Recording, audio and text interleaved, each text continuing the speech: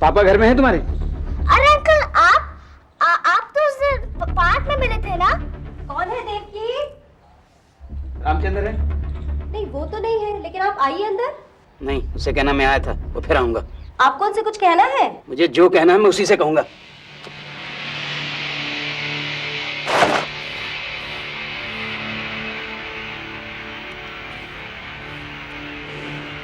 आज मैं गया था कहाँ? रामचंद्र के यहाँ। क्या? कुछ कहा उसने तुमसे मेरे बारे में? नहीं, बच गया, घर पे नहीं था।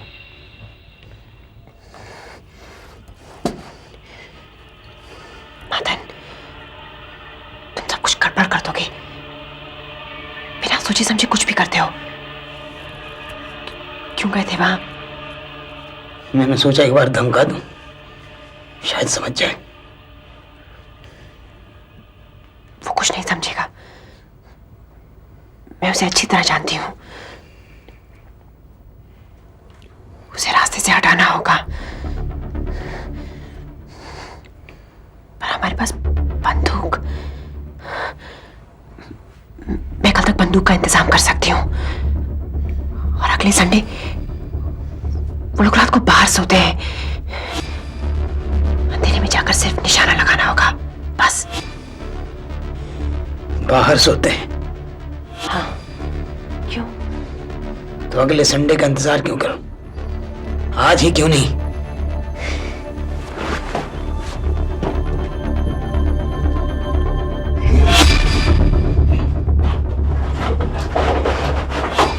मधु! मधु! मधु! मिट्टी का तेल कहाँ है? अरे मिट्टी का तेल! ये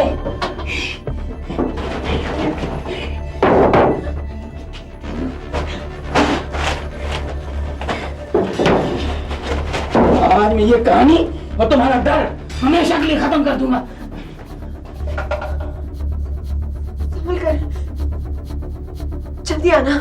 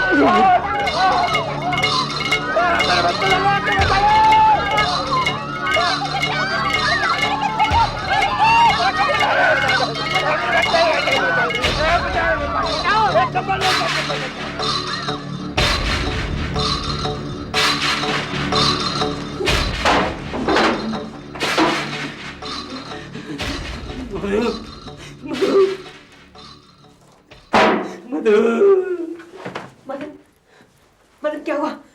क्या हुआ बोलो? मुझे बचा लो। क्या हुआ? बच गया वो। अब मुझे पकड़ के ले जाएंगे, मुझे मारेंगे वो। नहीं,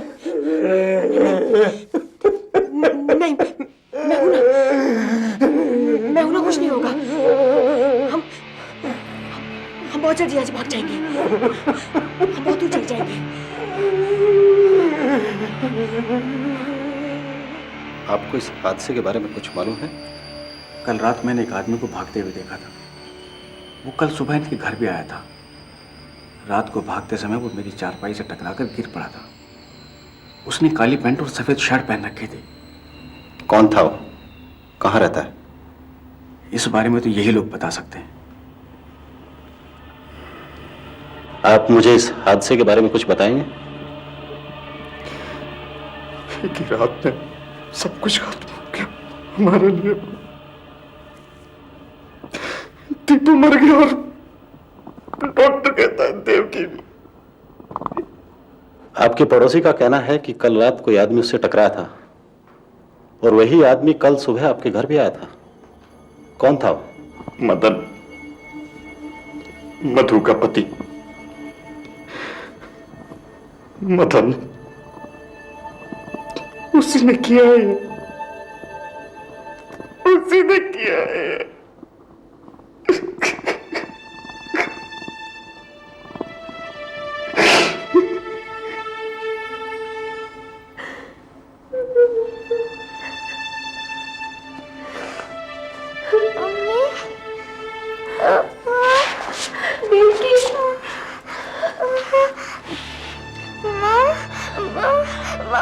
पकड़ लो। हाँ देवकी, सारे बदन में दर्द होता है। एक मिनट, जरा मुझे बात करने देगा प्लीज। एक मिनट। हाँ बोलो बेटे, कल रात तुमने क्या देखा? वो अंकल थे। हाँ, कौन थे बेटे? मदन अंकल। हाँ, क्या किया? बहुत दर्द हुआ। हाँ, बोलो बेटे। राजू को भी बहुत दर्द हुआ। मैंने पापा को बुलाया।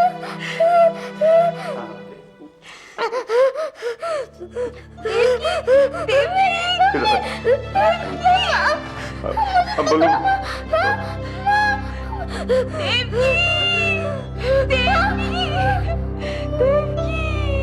मेरे बच्चे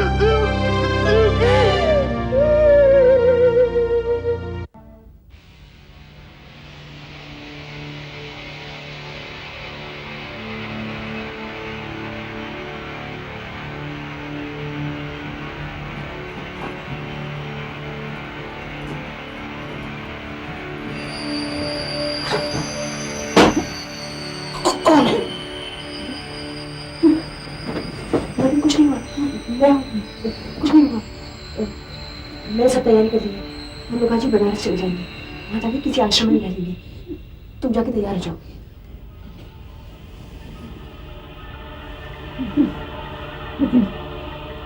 दफ्तर तो जाना होगा, तुम्हें भी और मुझे भी। छुट्टी की अर्ज देनी पड़ेगी। जो जरूरी होगा वो हम करेंगे। हाँ, तुम अभी तैयार हो जाओ। उसी दिन दोपहर में जब पुलिस मदन को गिरफ्तार करने उनके घर गई, वो दोनों तब तक भाग चुके थे। उनके घर की तलाशी में पुलिस को खून के धब्बों वाली सफेद कमीज और मिट्टी के तेल का डिब्बा मिला। पुलिस ने मदन और मधु को फरार घोषित कर दिया।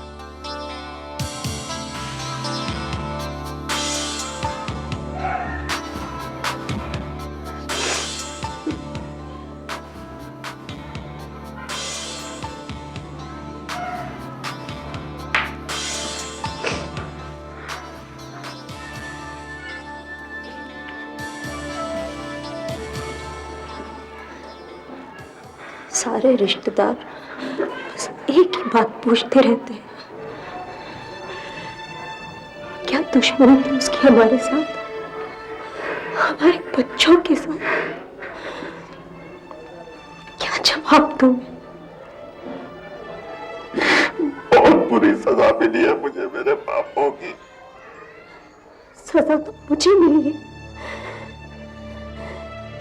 मैंने अपने बच्चों को चलते हुए देखा है।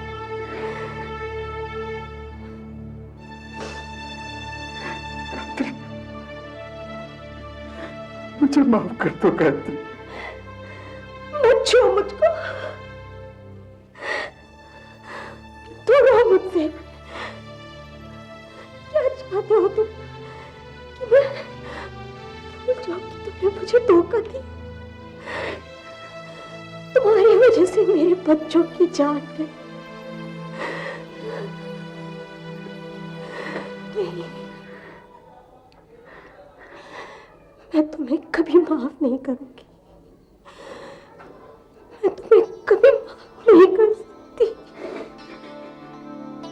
इसी दौरान पुलिस को यह खबर मिली कि मदन और मधु बनारस की एक धर्मशाला में हैं। उसी दिन पुलिस ने इन दोनों को गिरफ्तार कर लिया और उनको लखनऊ लाया गया।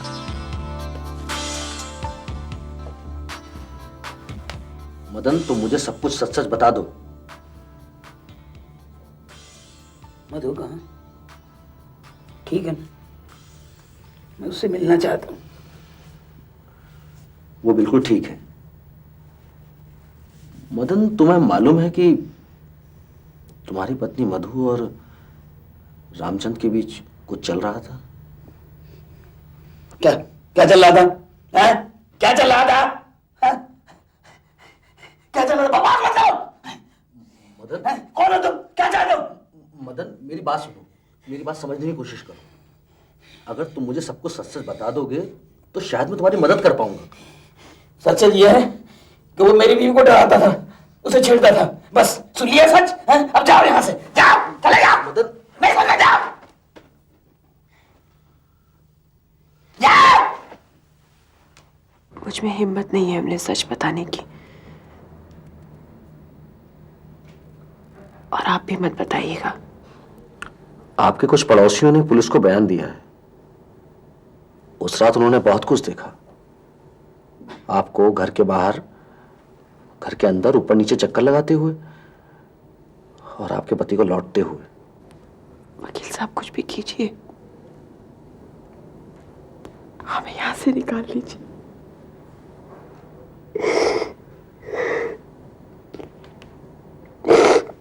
देखिए, मैं अपनी तरफ से पूरी कोशिश करूंगा, लेकिन मैं आपको एक चेतावनी दे दूं, आपका केस बेहद कमजोर है। वकील साहब, ऐसा साबित नहीं हो सकता कि उस रात हम यहाँ थे ही नहीं। उस रात देखा है लोगों ने आपके पति को। यशपाल ने आपके पति को सफेद शर्ट और काली पैंट पहने हुए देखा है। यहां तक कि आपके पति को चोट लगते हुए भी देखा है। वो सफेद शर्ट और काली पैंट आपके घर से मिल चुकी है, और उस शर्ट के ऊपर जो खून के धब्बे हैं वो आपके पति के खून से मिलते हैं। देवकी ने भी मरते समय आपके पति का नाम लिया है। समझ में नहीं आता क्या करें। बुरे से बुरा क्या होगा? आपको उम्र कैद, उन्हीं की मदद करने के लिए, और आपके पति को फांसी।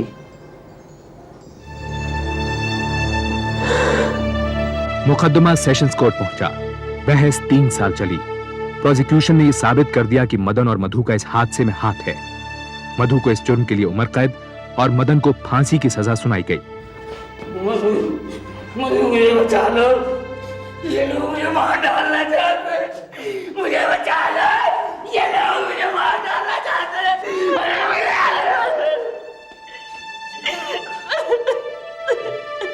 मदन और मधु ने इस फैसले के खिलाफ हाई कोर्ट और फिर सुप्रीम कोर्ट में अपील की, लेकिन दोनों अदालतों ने सेशंस कोर्ट के फैसले को सही ठहराया। भाई साहब, एक बीड़ी पिला दो। बीड़ी ये लो। ये मत बताना मैंने दी बीड़ी। जलाओ और जलाना।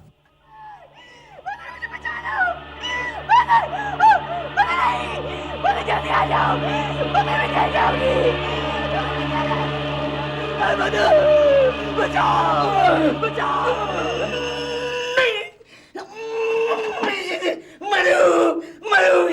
मुझे जला रहे, ये मुझे जला रहे, ये मुझे जला रहे।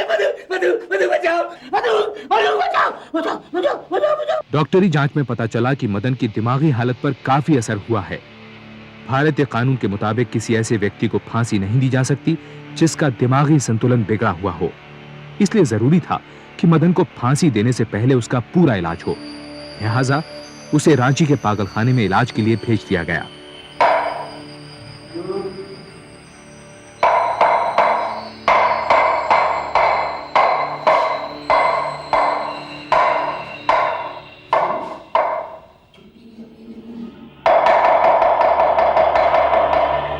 उसको ठीक क्यों कर रहे हैं?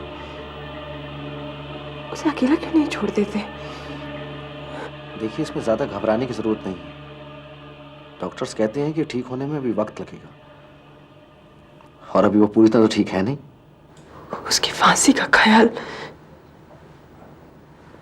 दिन रात मुझे मारता रहता है।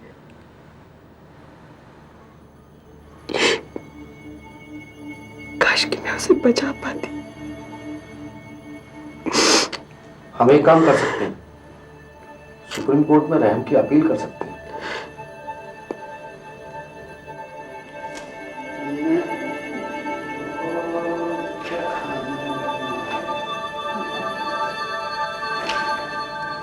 बहुत अच्छी हो, तुमने मुझे बचा लिया, पर मैं कभी नहीं मरूंगा। हम अब साथ रहेंगे। फिर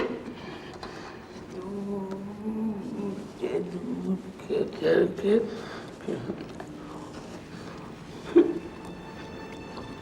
भूल जाएंगे। मधु ने योर लॉर्डशिप, मेरी अदालत से गुजारिश है कि मुजरिम को फांसी पे न चढ़ाया जाए, क्योंकि वो पहले ही 10 साल की सजा काट चुका है। 10 साल की सजा यानी उम्र कैद की सजा से सिर्फ 4 साल कम। मेरे हिसाब से इतनी सजा काफी है। कानून में सजा का मतलब मुजरिम को सुधारना होता है, ना कि उससे बदला लेना। योर लॉर्डशिप, ऐसा करने से हम समाज को क्या संकेत दे रहे हैं? कोई भी अपराधी जुर्म करके पागल होने का नाटक करेगा और सजा से बचने की कोशिश। और मदन अग्रवाल की फांसी की सजा ये अदालत पहले ही बरकरार कर चुकी है। मुझे नहीं लगता कि पिछले 8 सालों में ऐसा कुछ बदला है या मदन का जुर्म कुछ कम हुआ है। योर लॉर्डशिप, हमें मदन अग्रवाल के डर को समझने की भी कोशिश करनी चाहिए। फांसी का डर जिसने उसे 8 साल तक पागल बनाए रखा। सजा से ज्यादा भयानक होता है सजा का डर, और यह सजा वो पहले ही भुगत चुका है। सुप्रीम कोर्ट ने मधु की अपील को नामंजूर कर दिया। इस बीच मदन को पागलखाने गए 8 साल हो चुके थे। उसकी शारीरिक हालत बद से बदतर हो गई थी, लेकिन डॉक्टर्स का ऐसा मानना था कि उसकी दिमागी हालत में सुधार हो गया है। उसे वापस जेल भेज दिया गया।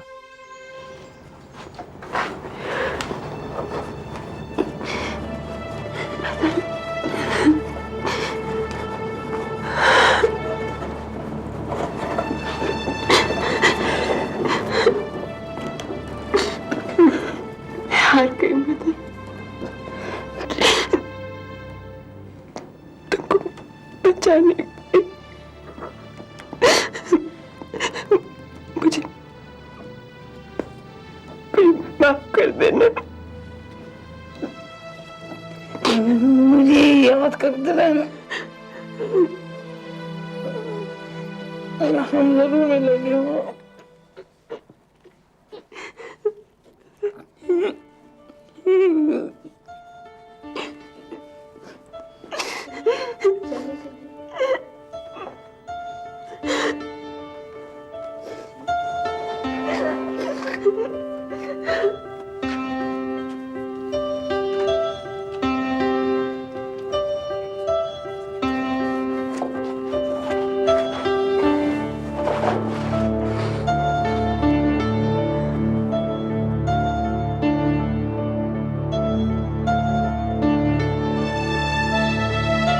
हादसे के 11 साल बाद मदन को फांसी दे दी गई।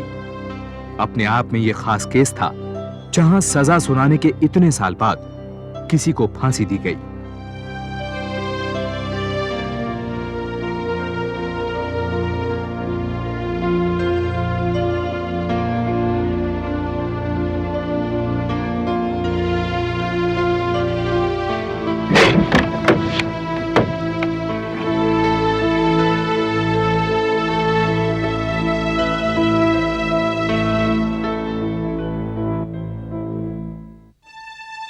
जेल से छूटने के बाद मधु कहां गई या आजकल कहां है, किसी को पता नहीं।